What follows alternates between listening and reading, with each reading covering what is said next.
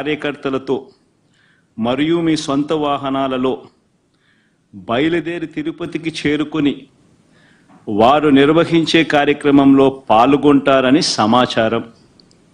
కావున అనుమతి లేని పై తెలిపిన కార్యక్రమమందు పాల్గొనడం చట్టరీత్యా వ్యతిరేకమని తెలియజేస్తూ ఇవ్వబడుతున్న నోటీసు.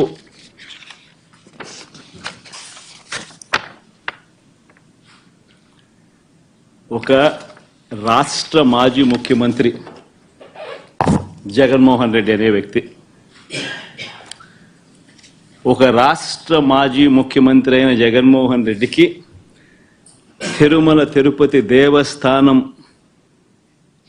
దేవుడిని దర్శించుకునేందుకు వెళ్తాను అనంటే, వెళుతున్న నేపథ్యంలో మీకు పర్మిషన్ లేదు,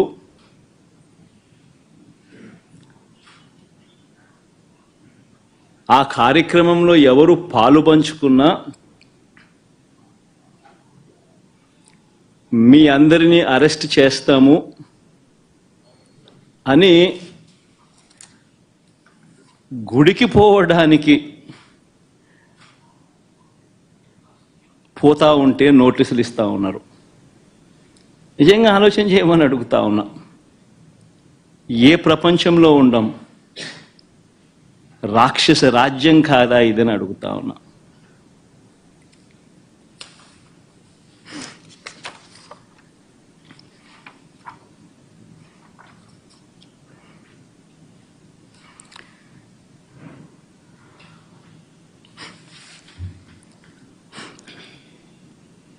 ఒకవైపునేమో నన్ను ఇలా వెళ్ళనివ్వకుండా, ఒకవైపున వైఎస్ఆర్సీపీ శ్రేణులెవరూ కూడా వెళ్ళనివ్వకుండా ఈ మాదిరిగా నోటీసులు ఒకవైపున ఇస్తూ, మరోవైపున టీవీలలో చూస్తే ఆశ్చర్యకరమైన విషయాలు. చుట్టుపక్కల రాష్ట్రాల నుంచి కూడా బీజేపీ వాళ్ళని తప్పిస్తున్నారు. మరి బీజేపీ పై వాళ్ళకు తెలుసో తెలీదో నాకైతే తెలియదు, కానీ చుట్టుపక్కల వాళ్ళ దగ్గర నుంచి కూడా బీజేపీ వాళ్ళని కూడా అక్కడికి రప్పిస్తున్నారు. కొన్ని వేల మంది పోలీసులు అక్కడ మోహరించినట్టుగా చూపిస్తా ఉన్నారు. నేను అడుగుతా ఉన్నా, ఎందుకు ఇంతగా టాపిక్ డైవర్ట్ చేయడానికి కోసం ఎందుకు ప్రయత్నం చేస్తా ఉన్నారు? ఎందుకు ఇలా టాపిక్ డైవర్ట్ చేయడం కోసం ఎందుకు ఇంత ఆరాట పడతా ఉన్నారు?